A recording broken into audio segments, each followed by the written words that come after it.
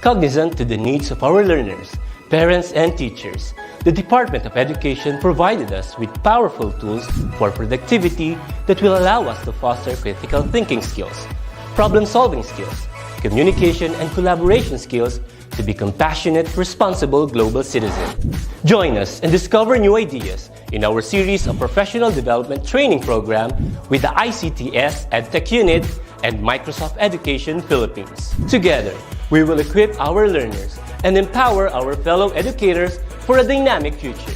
Para sa bata, para sa bayan, at para sa guro. Sulong Edukalidad.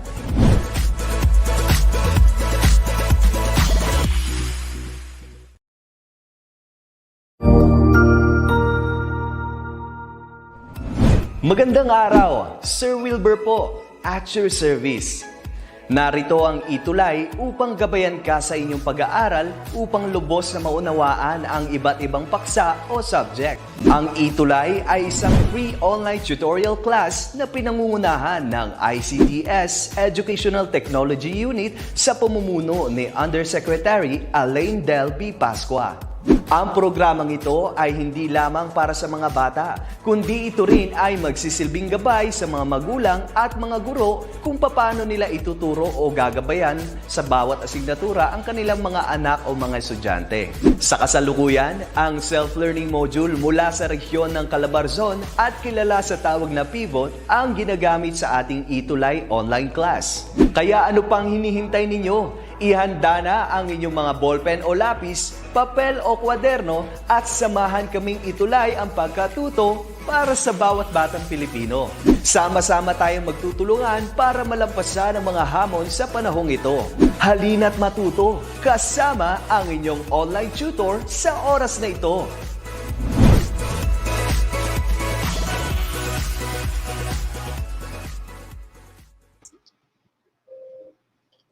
Hello!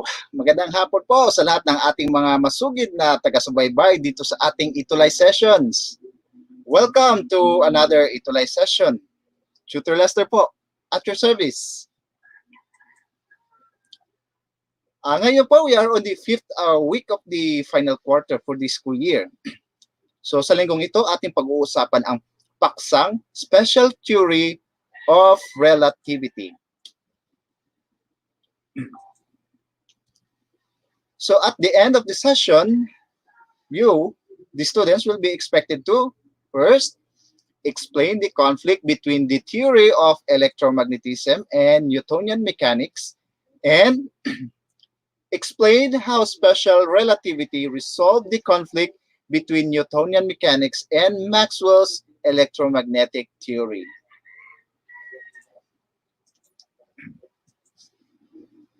So as usual po, we will be starting our tutorial session with a 5 question for the pretest. Simulan na po natin sa unang katanungan, mga kaitulay. Question number 1. It is based on the application of Newton's 3 laws of motion, which assume that the concepts of distance, time, and mass are absolute. A. Electromagnetism. B. Newtonian mechanics. C. Newton's law of universal gravitation. D. Special relativity. Ang tamang sagot po for number 1 is letter B. Newtonian mechanics. Question number 2. This theory explains how space and time are linked for objects that are moving at a constant speed in a straight line. A. Electromagnetic theory. B. Kepler's law of planetary motion. C. Newton's law of universal gravitation. D. Special relativity. Tamang sagot po ay D. Special relativity. Question number 3. Which of the following is the speed of light? A. 186,000 miles per second. B. 186 miles per minute. C. 187,000 miles per second. D. 187,000 miles per minute. Ang tamang sagot po for number 3 is letter A. 186,000 miles per second. Question number 4. This physicist developed the special theory of relativity. Letter A, Albert Einstein. B, Heinrich Hertz. Letter C, Isaac Newton. Letter D, James Clerk Maxwell. Ang tamang sagot po for number 4 is letter A, Albert Einstein. Huling katanungan po for our pretest. How many postulates are there in the special theory of relativity? A, 2, B, 3, C, 4, D, 5. Tamang kasagutan po is letter A, 2. And now, let us get started with our discussion on the special theory of relativity. So, the special theory of relativity was developed by Albert Einstein in 1905. Bakit nga po ito na-formulate in the first place? So, bakit nagawa ni Einstein ang special theory of relativity? So before Einstein, there were these 3 laws of motion by Isaac Newton and James Clerk Maxwell's theory of electromagnetism. May pagkakasalungat po o there is conflict between these 3 laws of motion and the theory of electromagnetism. So, simulan po natin sa Newtonian mechanics. So, Newtonian mechanics is based on the application of Newton's 3 laws of motion. So, ano po yung 3 motion na yun? Alright. So, tama po kayo. So, those are the laws of inertia, laws of acceleration, and law of interaction. So itong distance, mass, and time, so these are the fundamental quantities in Newtonian mechanics. So distance, which we measure by meter, and time, which we measure by seconds, and mass, which we measure by kilograms, are absolute. So ano pong ibig sabihin ng absolute? Okay, ganito na lang. Ang ibig sabihin po nito, when we say if ang 5 metro, ang 5 metro po dito sa lugar ko ay parehong 5 meters dyan din sa lugar nyo. Kung gaano katagal ang 10 seconds dito sa kinalalagyan ko, ganun din po sa inyo. Kung gaano kabigat ang 1 kilo na pinapasan ko, ganun din po kabigat ang 1 kilo na pinapasan nyo. Kung may pinapasan ka ngayon at this moment. Well, so anong ibig sabihin ng itong 3 fundamental quantities ay absolute? Right. So,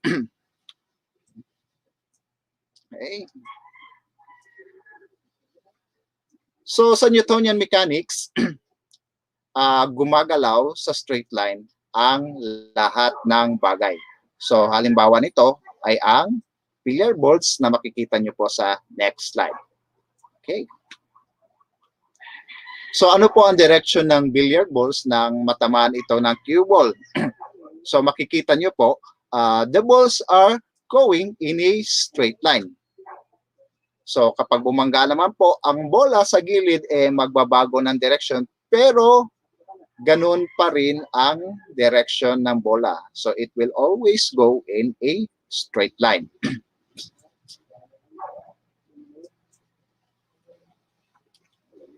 And sa Newtonian mechanics, walang pagbabago sa oras kahit gaano kabilis ang iyong paggalaw. So there will no there will be no changes in time, no matter how fast or how slow you are moving. Right? So ito, nabanggit ko na po ito kanina. Kahit saan po tayo, a kilometer will always be a kilometer, a minute will always be a minute, and a kilogram will always be a kilogram. So kung gaano kalayo ang 10 kilometro dito sa amin, ganun din po kalayo ang 10 kilometro sa inyo. At kung gaano po katagal ang isang oras, ay ganun din po katagal dyan sa inyo. And talking about the mass, kung gaano kabigat ang isang kilo, ganun din po kabigat dyan sa inyo. So that means that all of those quantities, those fundamental quantities, distance, time, and mass are absolute.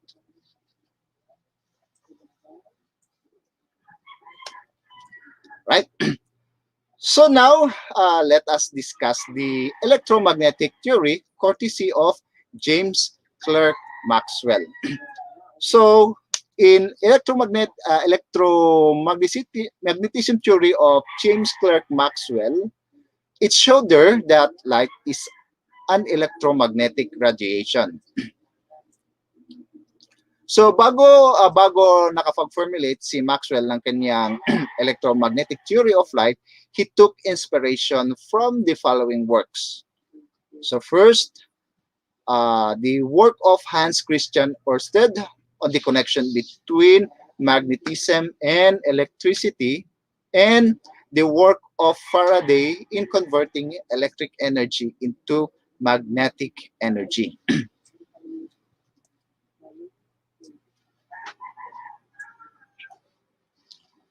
So light, according to Maxwell, can be compared to that of the ripples in the water that you can see in the slide. Right? So ang light ay mahihalang tulad natin sa ripples na nakikita po natin sa tubig, gaya po ng nandyan sa ating slide.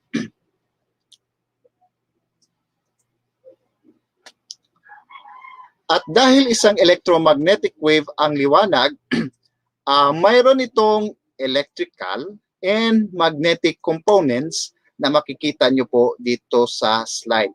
So, alin po dito ang magnetic field at alin naman po dito ang electrical field. At ano naman po ang direction ng liwanag, ng magnetic at ng electric field? Right. So in this slide, we can see that both the electric and magnetic field heads toward the same direction. Okay, so patungo po ang electrical at magnetic component ng light in a direction. Though electrical and magnetic component has a different orientation. So iba-iba po ang orientation ng electrical at magnetic component ng light.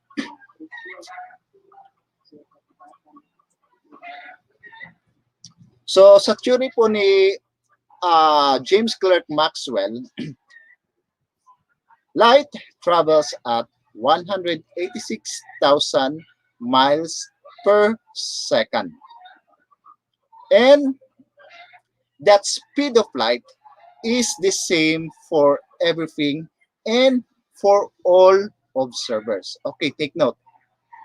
The speed of light is the same for all observers.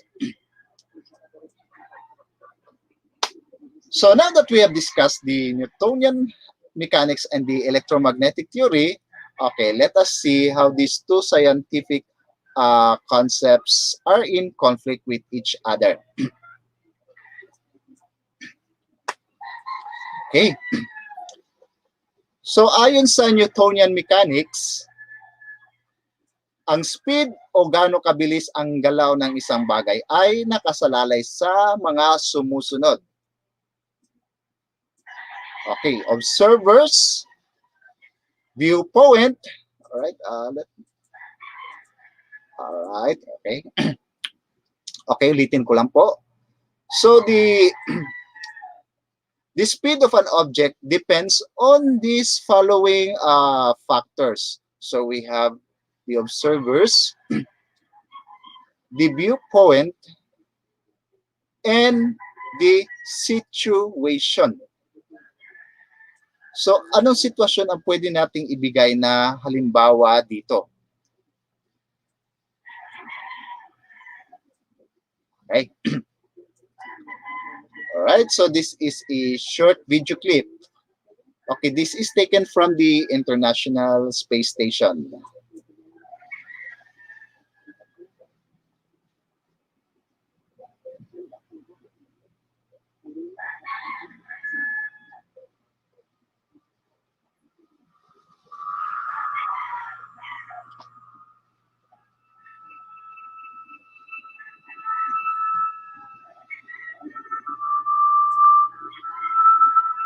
Okay, so that coverage taken from the International Space Station. So, if you are in the International Space Station, so ano po ang perception nyo with regards to the speed of the ISS? Mabilis po ba o mabagal?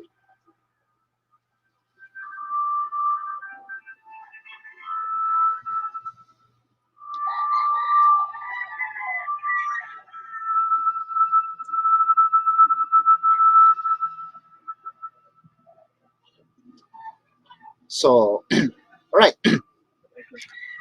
So, judging on the video, so ang perception natin, ang perception natin ng motion with respect to the Earth is that parang mabagal ang galaw ng International Space Station. Right. So, makikita natin sa video na, right, pause ko lang po muna itong video. Alright. So we can see in the video that if we are in the International Space Station, ang perspective natin when it comes to the motion of the ISS is that parang napakabagal with reference to Earth. Parang ang bagal po ng galaw natin. But in reality, napakabilis po ng takbo ng International Space Station. So as a matter of fact, it has a speed of 27,600 kilometers per hour. So another example is yung perspective natin na parang napakabagal ng galaw na sinasakyan natin, especially if we are inside the airplane, okay, that is flying. So kung nasa loob po tayo ng eroplano, okay, nasa bintana po tayo, nakatingin po tayo sa bandang ibaba, parang napakabagal po ng motion ng ating sinasakyan with reference to the ground. So from our perspective, parang napakabagal ng takbo ng eroplano, pero in reality, mabilis talaga ang takbo ng sinasakyan nating aeroplano, especially if we will ask those who are viewing the plane flying. Lalo yung nasa baba na nanonood habang lumilipad ang aeroplano. Right. So that was according to the Newtonian mechanics. So in Maxwell's electromagnetic theory, hindi nagbabago kung gaano kabilis ang paglalakbay ng liwanag. Okay, which is as I have said, 186,000 miles per second. So, walang pagbabago sa bilis ng light. Kahit ano pa man ang sitwasyon ng nagmamasid nito. So, light in a vacuum moves at a speed of 186,000 miles per second regardless of the situation of the observer. Right.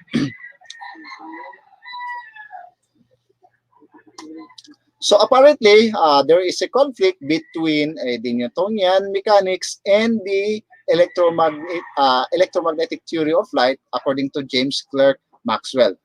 So The special theory of relativity ni Albert Einstein was the instrument in order to resolve the conflict between these two concepts in physics. So the special theory of relativity was established in the year 1905. So ayon kay Einstein, parehong tama ang Newtonian mechanics at ang electromagnetic theory. So paano po ba napagkasundo ng special theory of relativity ang pagkakaiba ng dalawang concepts? Right. So the first principle in the special theory of relativity is the consistent law principle.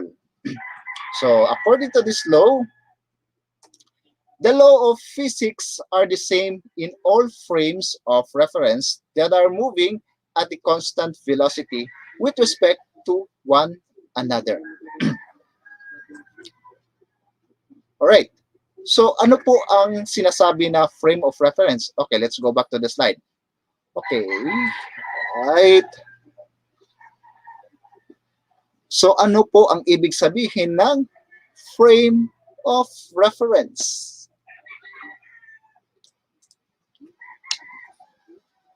Right. So the frame of reference, iyon po ay kung saan ka nakatayo. Okay. So where you are standing is your frame of reference. So kung halimbawa, kung ikaw ay nasa loob ng lumilipad na eroplano, ay doon ang iyong frame of reference. Kung ikaw naman ay nagmamasid sa baybayin habang pinapanood mo na lumalawig ang mga barko, ang iyong kinatatayuan ang tinatawag nating frame of reference. So, all right. Here we have another example. So, another example, nasa loob ka po ng isang train. Okay, because you are inside the train, you perceive motion differently than the people outside the train. So, sa loob po ng train, iba po ang perception natin ng motion. So, we see motion as normal. Whereas, kung nakatingin ka po outside the train, you perceive motion differently. And the same is true for the people outside the train.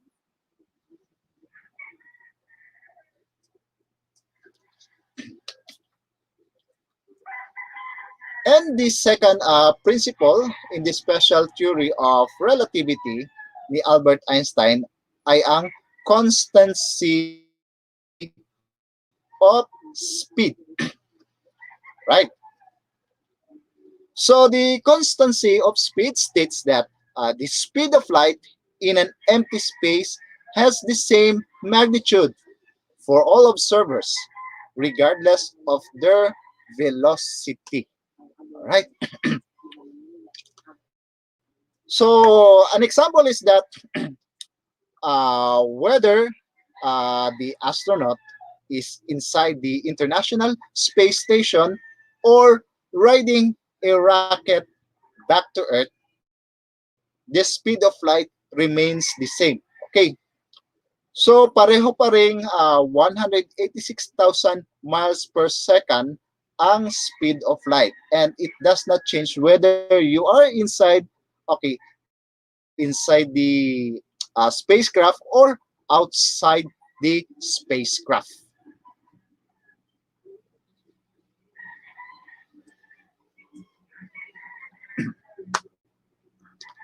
At dahil constant ang speed of light, hindi natin masasabi na nauna dito o nauna doon o kaya sabay-sabay ang isang pangyayari na nagaganap sa iba't ibang lugar. So ang halimbawa po nito ay ang pagsalubong ng bagong taon sa iba't ibang lugar sa mundo. Okay.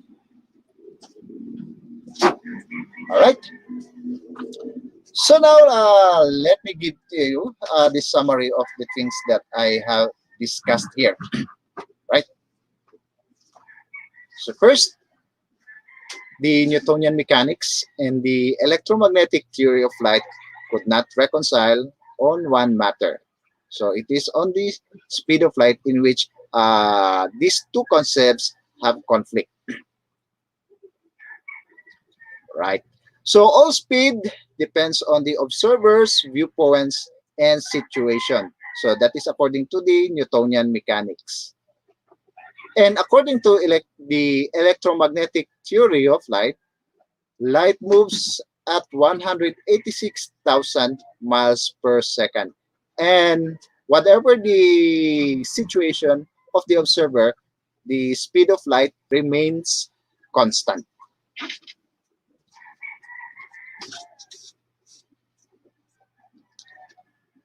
The special relativity theory resolved the conflict between the Newtonian mechanics and the electromagnetic theory.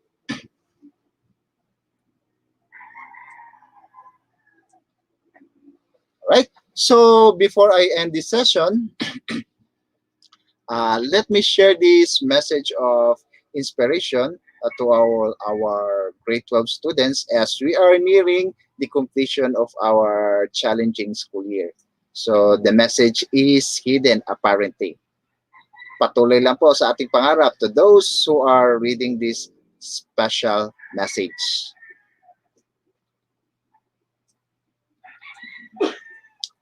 At yan po ang ating tutorial session para sa linggong ito. Sana po ay nakatulong po ang ating session dito sa ETUlay para mas maintindihan niyo po ang inyong self-learning modules sa Physical Science for week number 6. Ilang linggo na lamang po at may tatawid na rin po natin ang school year. Ito po ang inyong tutor sa session ito. Tutor Lester po. At your service. Kita-kita po ulit sa susunod na linggo sa parehong oras. Para sa bata, para sa bayan. Magandang hapon po.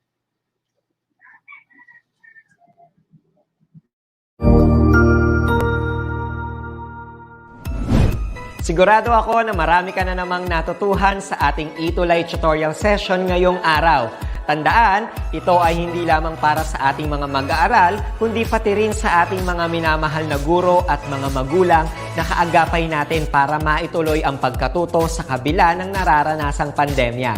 Patuloy ding sumubaybay sa DepEd TV para sa mga araling ginawang video episodes. Mapapanood ito mula Lunes hanggang Sabado, alas 7 ng umaga hanggang alas 7 ng gabi sa inyong mga telebisyon. Abangan bukas mula 1:00 ng tanghali ang iba pang aralin sa ating ETUlay free online tutorial session sa English. I-like and subscribe at manatiling nakasubaybay sa ating ETUlay tutorial session sa DepEd Edtech Unit FB page at Educational Technology Unit channel sa YouTube at sa DepEd Tayo at DepEd Philippines social media accounts. Paalam!